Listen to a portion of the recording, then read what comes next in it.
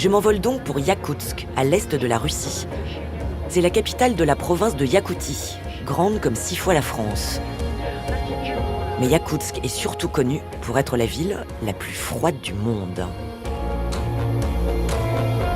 Une cité construite au beau milieu des steppes de Sibérie, sur une ancienne terre de goulag. Là où la température moyenne en hiver est de moins 42 degrés et où les records ont déjà dépassé les moins 60. L'absence d'eau courante est fréquente hors du centre-ville. Pour pallier ce manque, Nikolai stocke des blocs de glace dans son jardin, un peu comme on empile des bûches de bois.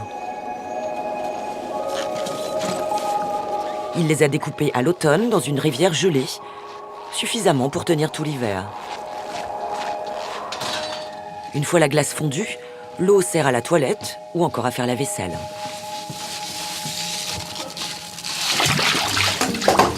À Iakoutsk, la fourrure n'a pas mauvaise presse comme chez nous.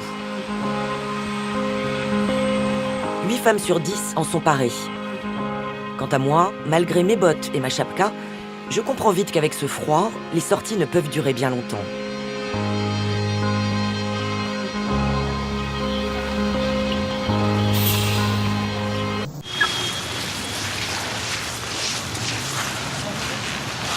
Là, c'est dingue. Les gens viennent de sortir de voiture, c'est-à-dire qu'elle est vide, mais ils laissent le contact pour qu'elle tourne, parce que sinon, le conducteur, quand il revient, il peut plus démarrer, ça gèle. Donc les voitures tournent vite, comme ça, garées. Hallucinant.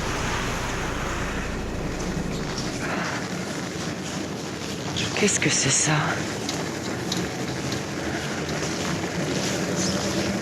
Qu'est-ce qu'il fait? Добрый день. Qu'est-ce que c'est? Je réchauffe la voiture. Je réchauffe des voitures qui ont gelé. Elle est tombée en panne à cause du pot d'échappement qui a gelé. Le gaz n'avait nulle part où aller et elle est tombée en panne. D'accord. Et alors, Ça arrive souvent sur beaucoup de voitures. Vous avez sûrement vu des stalactites sur les tuyaux d'échappement. Là, on envoie de l'air chaud par en dessous.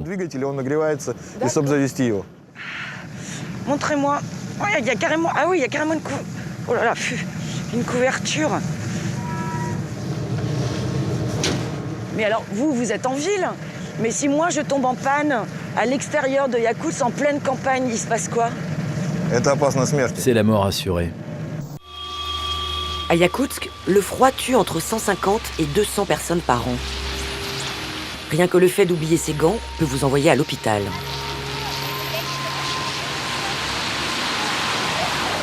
Je me demande comment on peut se faire à cette vie où le danger est présent dès qu'on met le pied dehors. C'est génial, hein? C'est génial. Oh.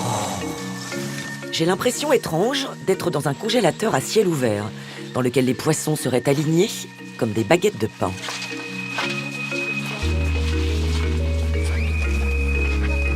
Ici, on ne se fait pas trancher un filet. On achète à l'unité, voire au mètre cube.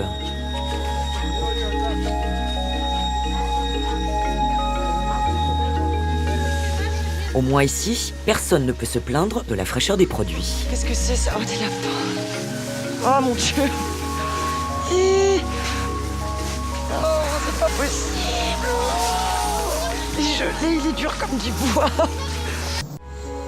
Le permafrost, c'est cette terre qui reste gelée en profondeur toute l'année, même quand les températures dépassent les 30 degrés en été. Cette particularité explique l'étrange physionomie de cette ville. Les tuyaux de gaz survolent les rues parce qu'ils ne peuvent être enterrés. Les immeubles sont bâtis sur pilotis, car la chaleur qu'ils dégagent pourrait faire fondre la terre et déstabiliser les constructions. Comme ces vieilles isbas, bâties à même le sol et vouées à la démolition. La ville ne cesse de grandir.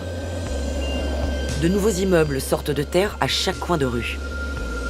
Des logements modernes, avec chauffage central et eau courante, même en hiver. Le froid polaire n'a fait fuir personne, bien au contraire. La ville a gagné 100 000 habitants en à peine 15 ans. Il faut dire que la Iakoutie est une terre de pétrole, de gaz, d'or et de diamants.